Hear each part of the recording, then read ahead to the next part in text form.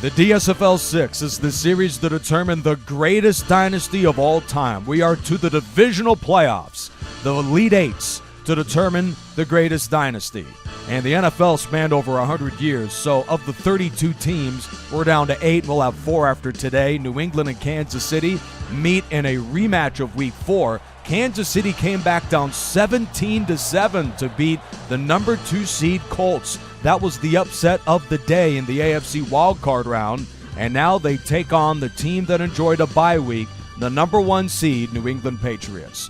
While the Chiefs have slightly better offensive numbers, New England is certainly the much more balanced football team and will be a tough matchup today for the team that just snuck into the playoffs on the final week of the regular season, 8-8 Kansas City.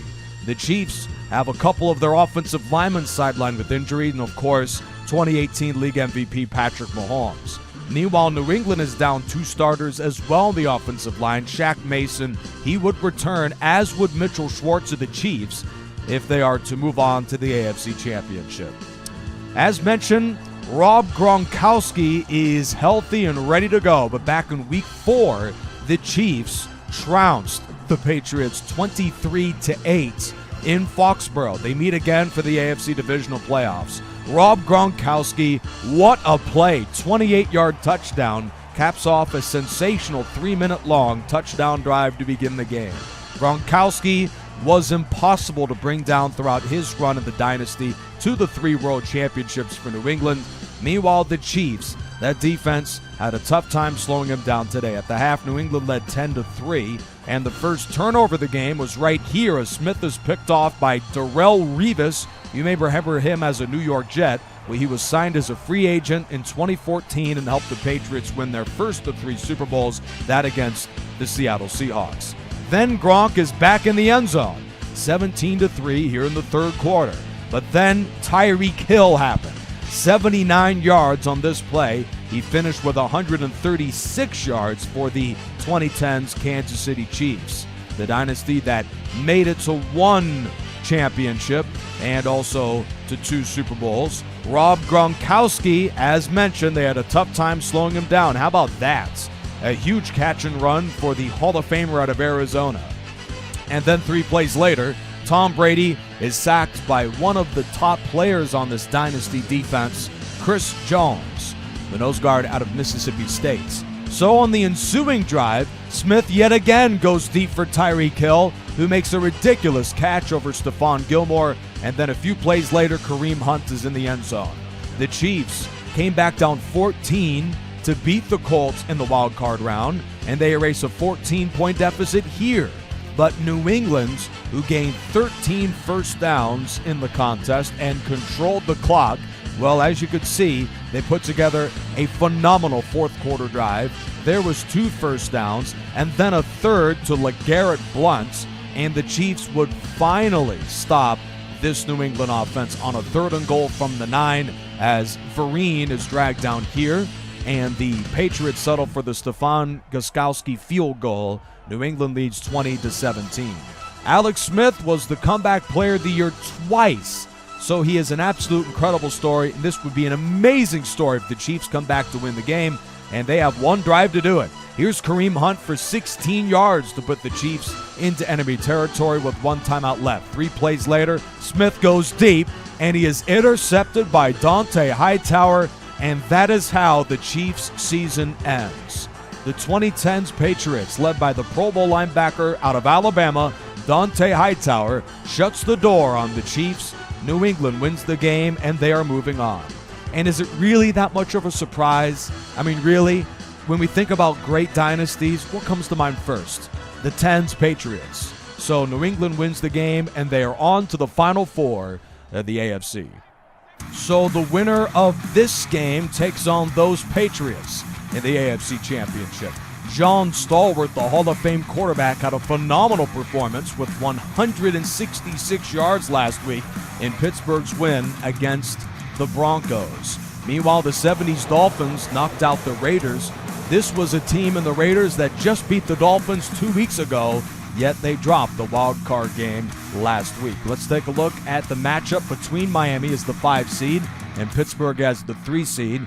Both teams were top 4 in the league in defense. Look at those defenses. They were incredible. No-name Miami defense and the Steel Curtain. The Dolphins were 3rd in offense throughout the regular season. That was a huge surprise. Larry Little broke his ribs, and he is out for this game. One of 2 offensive linemen injured for the Dolphins.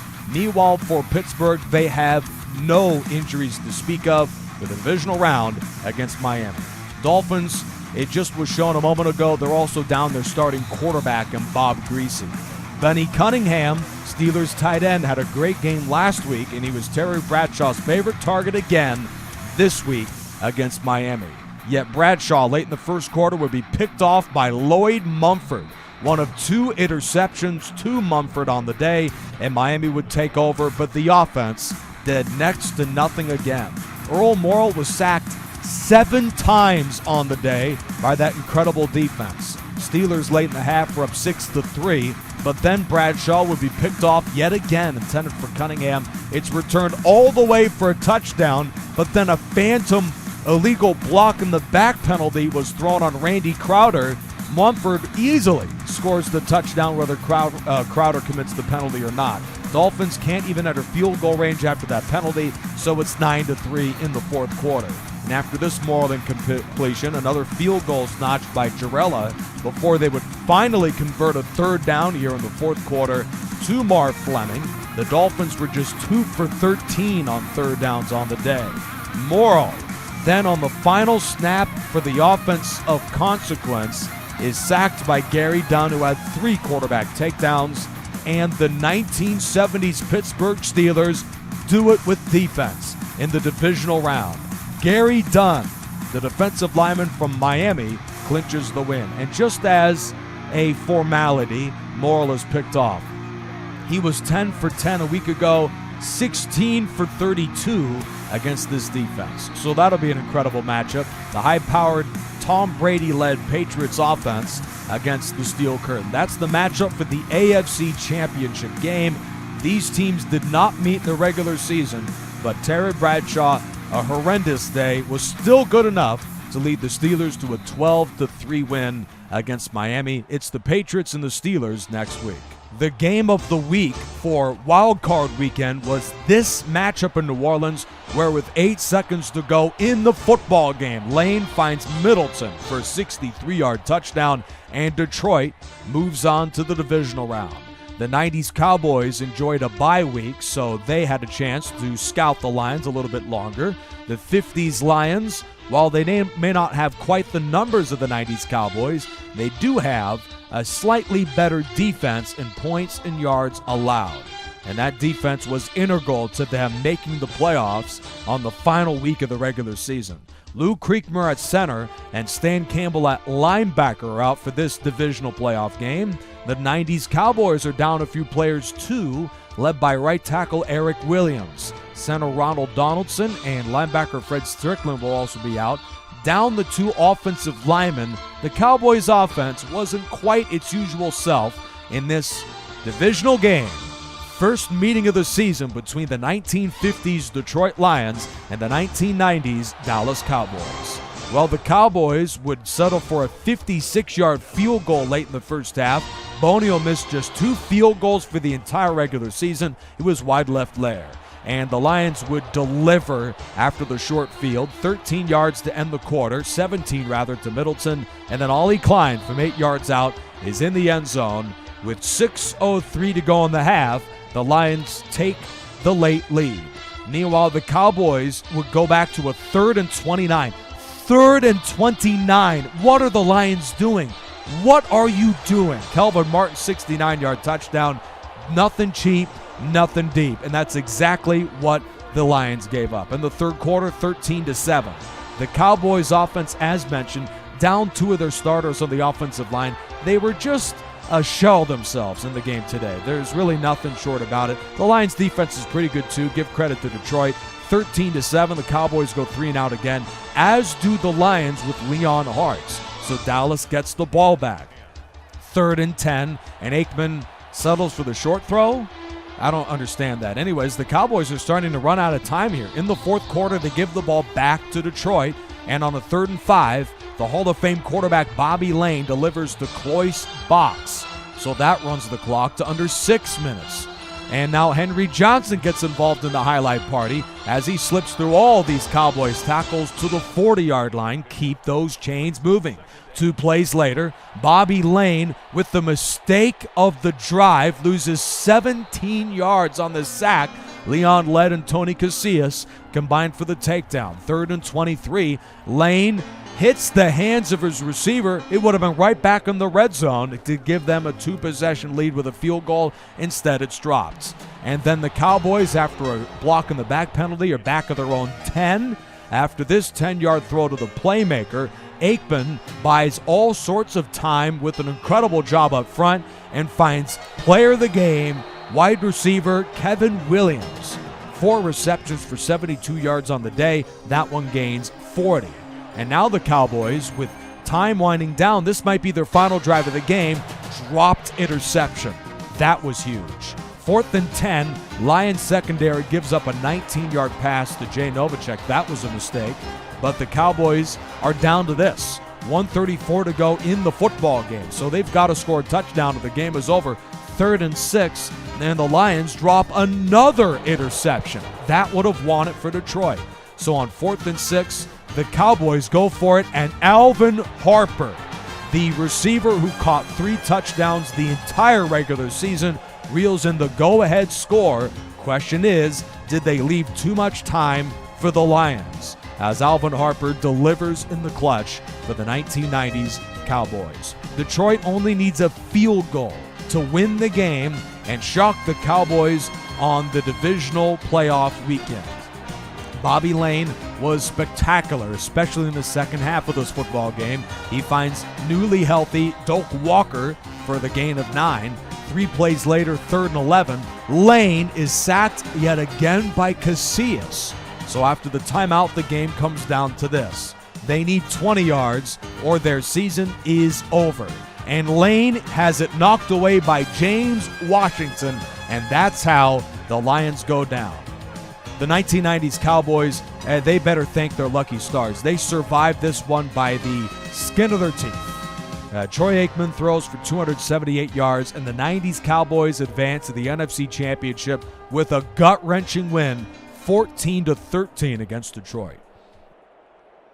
We've got a rematch, folks, as the Packers took care of business on Wild Card Weekend, led by Paul Hornung, who ran wild against St. Louis, and they will take on the team that also won Wild Card Weekend in the 49ers as San Francisco beat their division rival in overtime 20-17. That sets the stage for this final divisional game.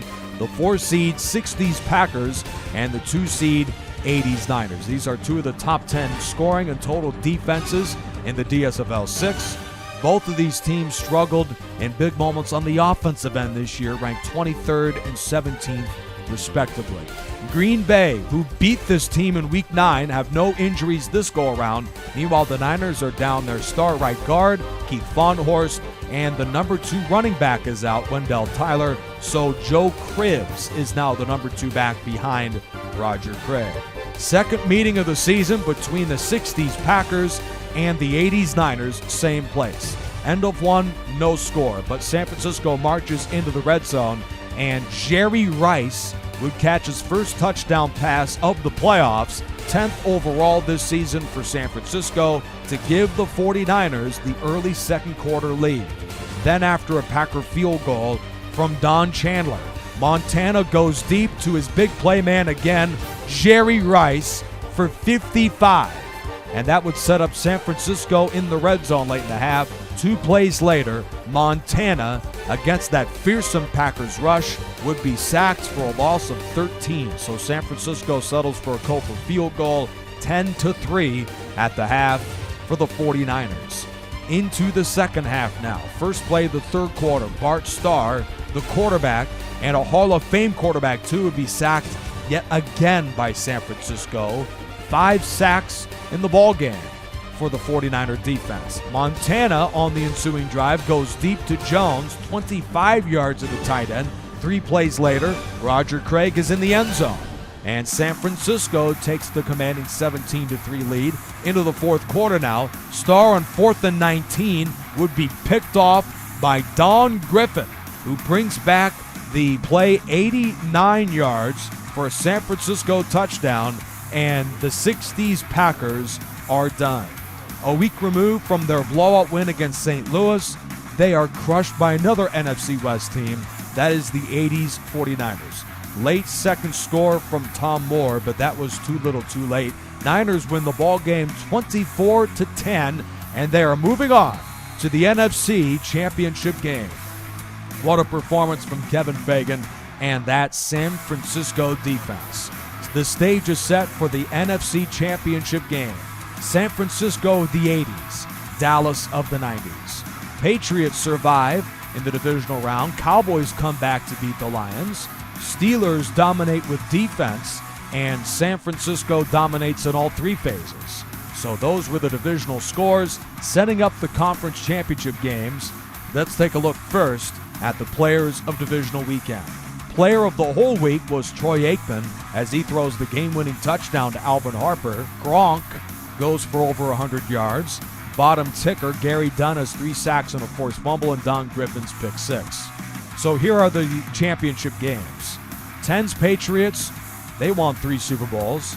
70 Steelers, they won 4 Super Bowls. Those are 2 pretty darn good dynasties. And to be completely honest, I mean, if I was going to ask you before the season started, what are the 4 greatest dynasties in NFL history? I think it's these 4. Patriots won 3 Super Bowls. Steelers won 4. Cowboys won 3. Niners won 3. So, I mean, greatest dynasties of all time, this is exactly what you want. These are the 4 greatest dynasties in NFL history. I have almost no complaints about who advances to the Final 4. David Andrews is the only injured player for the New England Patriots. They'll take on the Steelers, who are out their backup defensive ends. So this means something, but not everything. John Banaszak out for 4 games. San Francisco gets ravaged by injuries in the divisional win against Green Bay. Randy Cross dislocates his elbow. Keith Fahnhorst, Guy McIntyre, and Ron Heller all out for the 49ers. Dallas returns their linebacker Fred Strickland. Eric Williams and Ronald Donaldson both will return for the Dream Bowl if Dallas beats San Francisco next week. The Cowboys began the season with an incredible run, but they did lose the DSFL radio game against Seattle. That really was the only hiccup in what was a sensational start to the season for Dallas. They did lose to the Steelers and Eagles. Luckily for them, they won't play any of those teams unless Pittsburgh, of course, wins. They had an incredible performance to beat San Francisco 26-21 in Week 15, and that is the rematch for the conference title game. San Francisco had a humiliating loss to Arizona the first week of the year, but the 49ers came back with 4 straight wins. San Francisco was rolling until they lost 3 of 4, last to the Packers, but they exacted revenge on Green Bay, and after a road loss to Dallas, they have won 4 straight, including the Packers last week. Meanwhile, let's look at the AFC Championship game. New England had a relatively tough start to the season. They got humiliated at Orchard Park against Buffalo in Week 8. Then the Patriots turned it around with a huge winning streak to close the season. That is 6 straight wins before 2 losses down the stretch of the year. New England's just do it all the way to the AFC Championship game after a win against Kansas City. That is a matchup between the 1 seed and the 3 seed, folks, for the AFC title. Pittsburgh, meanwhile, had a dreadful 2-3 start to the year. This offense looked horrible against Philadelphia as Bradshaw was sacked nearly a dozen times, but then they would rattle off 8 straight wins. They did it on both sides of the football. The Steelers clinched the playoffs at Buffalo, then they would cruise to the playoffs, where Pittsburgh would then turn up the heat against Denver and Miami. That's the story of the 4 teams going into Conference Championship weekend. Good luck to the 2010s New England Patriots and the 1970s Steelers out of the AFC. That is the first meeting of the season between New England and Pittsburgh. And good luck to San Francisco of the 80s and the Cowboys of the 90s, who meet for the NFC Championship game. Cowboys won a thriller in Week 15 against San Francisco. I will see you next weekend, but I'll have previews of these games coming up in just a few days.